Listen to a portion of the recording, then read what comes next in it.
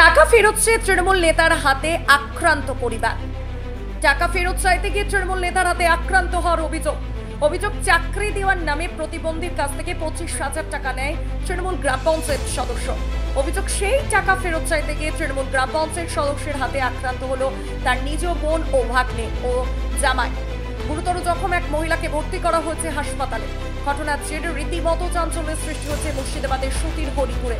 টাকা ফেরত চাওয়াকে কেন্দ্র করে ধারালো অস্ত্র ও হাসুয়া নিয়ে বোন ভাগ্নে ও জামাইদের উপর হামলা করার অভিযোগে লিখিত অভিযোগ দায়ের করেছেন শরীফন বিবি নামে ওই মহিলা।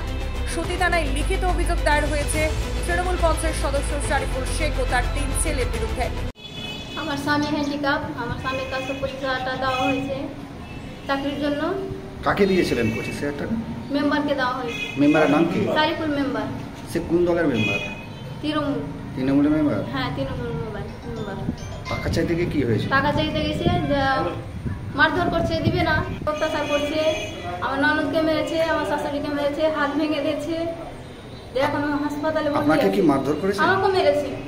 তার জন্য আমি থানায় এসেছি। কালকে আবার মারপিট হয়, আমি বাড়িতে ছিলাম না। হ্যাঁ, এর মধ্যে রাত্রেবেলায় কমপ্লেন করতে আমি আসছিলাম। তো তৃণমূলের মেম্বার যে শরীফুল, ওর বোন আমার স্ত্রী, তো আমাকে বলে না করতে হবে না, না করতে হবে না, দেখি নিজের মধ্যে এগুলো ভ্যাল মেরে নেবো। দিয়ে রাত্রেবেলা এরকম হলো।